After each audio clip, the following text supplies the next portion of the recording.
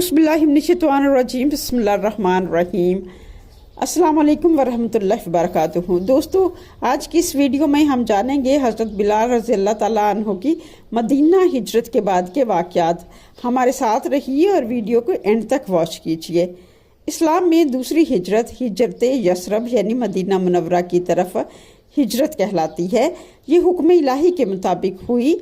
हिजरत मदीना 12 या 13 रबीउल अव्वल यकम हिजरी 622 ईस्वी में हुई। मक्का में कुरैश के सरदारों ने इस्लाम की बढ़ती हुई मकबूलियत को अपने इक़्तिदार के लिए ख़तरा समझा और मुसलमानों पर जुल्म तशद्दुद बढ़ा दिया। उन्होंने कई सहाबा को शहीद कर दिया, जबकि कुछ को वहशियाना तशद्दुद का निशाना बनाया। मुसलमानों को समाजी और माशी बाइकाट का सामना भी करना पड़ा। दूसरी तरफ मदीना में इस्लाम के लिए साजगार माहौल भी पैदा हो गया। मदीना में औस और खजरज के कबाइल ने इस्लाम कबूल करना शुरू कर दिया। उकबा के मकाम पर मदीना के लोगों ने रसूल खुदा से बैत ली और उनकी हिफाजत का वादा किया। मदीना के लोगों की ख्वाहिश थी कि रसूलुल्लाह वहाँ आकर इस्लामी रियासत कायम करें। अल्लाह ताला ने हज़रत मोहम्मद सल्लल्लाहु अलैहि वसल्लम को मदीना हिजरत करने का हुक्म दे दिया। आप सल्लल्लाहु अलैहि वसल्लम ने सहाबा को मदीना हिजरत करने की इजाज़त दे दी।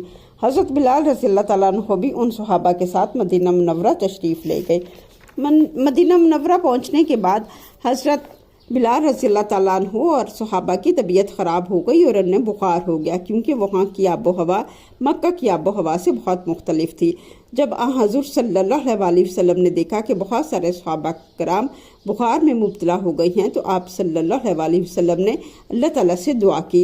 आप सल्लल्लाहु अलैहि वसल्लम ने फरमाया, ए अल्लाह, हमारे दिलों में मदीना की मोहब्बत को भी इस तरह डाल दे जैसे कि मक्का की मोहब्बत थी, बल्कि उससे भी ज़्यादा। यहाँ की आबो हवा को सेहत बख्श बना, हमारे नाप तोल के पैमानों में बरकत दे और इसकी बीमारी को शफा में बदल दे। ये दुआ कबूल हुई और बाद में मदीना सेहत बख्श और खुशहाल शहर बन गया। मदीना की आबो हवा में तब्दीली आई और सब तंदुरुस्त हो गए। मदीना पहुंचकर हज़रत बिलाल रज़ियल्लाहु ताला अन्हु मक्का को याद करके बहुत रंजीदा थे और इस कैफियत में उन्होंने दर्द भरी शायरी भी की, जिसमें वो मक्का की गलियों, उसकी वादियों और वहाँ गुजारे हुए दिनों को याद करके आहें भरते थे। उनकी शायरी का तर्जमा कुछ इस तरह से है। ए अल्लाह, शीबा बिन रबिया, उतबा बिन रबिया और उमैया बिन खलफ पर लानत कर, क्योंकि उन्होंने हमें हमारी सरजमीन से निकाल कर वबाओं की सरजमीन में भेज दिया है। इसके अलावा हज़रत बिलाल रज़ियल्लाहु ताला अन्हु ने मदीना में बीमारी के दौरान दर्द भरी शायरी की, जिसमें वो मक्का के महबूब मकामात को याद करते थे, जिसका तर्जमा कुछ यूँ है। काश मैं एक रात वादी मक्का में गुजारूँ, यहाँ मेरे इर्द गिर्द अज़खर और जलील मक्का की खुशबूदार घास हो।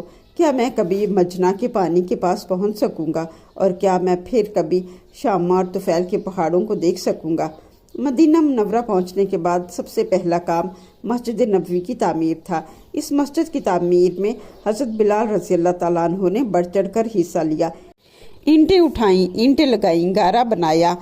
इस मजदूरी और मेहनत को अपने लिए सादत समझा। नरम मिट्टी से फर्श बनाया, खजूर के तनों की शाखों से छत बनाई। जब मस्जिद नबवी की तामीर मुकम्मल हो गई तो मुसलमानों को नमाज के वक्त जमा करने का मसला दरपेश हुआ।